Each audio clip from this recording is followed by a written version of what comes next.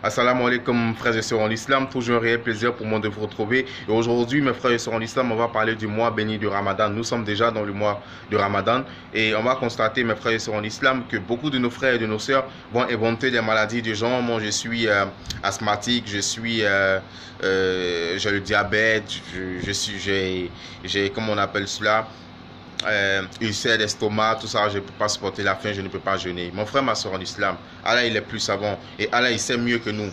Nous, tu peux nous tromper, mais tu ne peux pas tromper Allah subhanahu wa ta'ala. Il faut craindre Dieu. Il faut craindre Dieu. Si tu as la capacité de jeûner, il faut jeûner. Si tu es malade, c'est autre chose. Si tu es malade, que les médecins t'ont dit, t'ont déconseillé le jeûne, Masha'Allah, il n'y a pas de problème. Allah, il te donne une autre alternative, comment il faut te rattraper, comment il faut compenser le jeûne que tu ne fais pas. Mais pour celui qui a la capacité de jeûner et dire qu'il est malade, il ne peut pas jeûner, dans ce cas-là, Allah s'occupera de toi, mon frère, ma soeur en islam. Il faut craindre Dieu. Le jeûne est une obligation sur tout musulman, pubère et en bon état, santé mentale et physique. C'est une obligation. Voilà mes frères et sœurs. Au même titre que la prière. Allah il a prescrit le jeûne comme il a prescrit la prière. Donc c'est les choses qui vont ensemble. Tu ne peux pas jeûner alors que tu ne pries pas. Et tu ne peux pas prier et ne pas vouloir jeûner. C'est des choses qui sont complémentaires. C'est des choses qui vont ensemble. Et tout ça c'est des actes d'adoration. Et le jeûne a un but bien recherché. Le jeûne, à travers le jeûne, Allah subhanahu wa ta'ala, il veut qu'on se rapproche de lui. Il veut qu'on atteigne la piété. Voilà pourquoi dans le Coran, il nous dit, on vous a prescrit le jeûne comme on l'a prescrit à ceux qui sont passés avant vous. Peut-être atteindriez-vous à la piété. Donc le but recherché ici, c'est comment on va atteindre cette piété-là, mes frères et sœurs en islam. On doit craindre Dieu. On doit craindre Dieu. On doit jeûner uniquement dans la recherche de la face, pour la recherche de la face d'Allah subhanahu wa ta'ala. Pour que Allah absout nos péchés, qu'il nous pardonne nos fautes et nos péchés. C'est un mois idéal pour nous. Un moment idéal pour nous. C'est une chance pour nous-mêmes d'atteindre le mois de Ramadan. Beaucoup de personnes ont voulu atteindre ce Ramadan, mais Allah il n'a pas permis.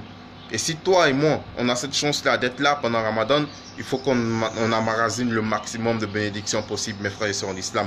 Craignons Dieu comme il se doit, de jour comme de nuit, parce que Allah il nous voit partout où on est, partout où on va. Allah il nous voit, il nous observe, mes frères et sœurs en islam. Craignons Dieu, craignons Dieu, craignons Dieu, mes frères et sœurs en islam. Et gênons pour qu'on ait cette piété-là qui est tant recherchée. Mes frères et sœurs en islam, il faut déjà savoir pourquoi est-ce que tu jeûnes, pourquoi est-ce que tu dois jeûner. Et pendant le jeûne, il y a beaucoup de choses qu'on doit éviter, mes frères et sœurs en islam. Évitons de calomnier, évitons de critiquer, évitons de nous lancer dans des choses qui déplaisent à Allah subhanahu wa ta'ala. Et multiplions les actes d'adoration, multiplions les lectures coraniques, multiplions la recherche de la science, multiplions les zikrs, multiplions les prières surrogatoires, multiplions les bonnes actions, le partage de nourriture, les dons et tout. Multiplions tout ce qui et action aimée d'Allah subhanahu wa ta'ala, mes frères et sœurs en islam. Donc c'est un mois, comme je dis, qui vient une fois dans l'année. Et pendant ce mois-là, on a la possibilité de se faire pardonner les péchés qu'on a commis pendant les 11 autres mois de l'année. Et c'est un mois qui nous permet, au sortir de ce mois-là, d'être une nouvelle personne. D'être une personne qui craint Allah subhanahu wa ta'ala. D'être une personne qui fuit les péchés et qui s'adonne aux bonnes actions. C'est ça le but recherché de Ramadan. Si après Ramadan, on retombe encore dans nos travers, c'est qu'il y a un problème. Il faudrait qu'on s'efforce. On s'efforce, on adore Allah subhanahu wa ta'ala comme il se doit, qu'on jeûne avec crainte. Avec crainte. Et en demandant à Allah subhanahu wa ta'ala de nous réformer, de purifier nos cœurs, de nous rendre meilleurs dans la pratique de notre religion et dans tout ce qu'on fait.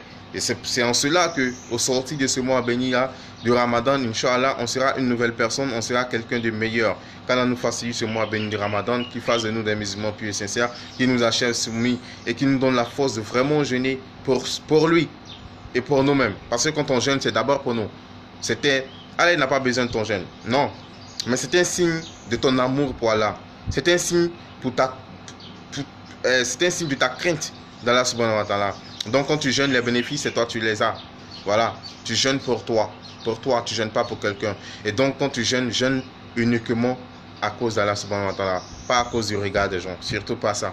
Et tout ce que le musulman doit faire, il doit le faire uniquement à cause d'Allah subhanahu wa ta'ala, par crainte d'Allah subhanahu wa ta'ala et par envie de se rapprocher d'Allah subhanahu wa ta'ala et d'obtenir la récompense divine que le paradis, Inch'Allah. Sur ce, je vous dis assalamu alaikum et à très bientôt, Inch'Allah, pour d'autres rappels.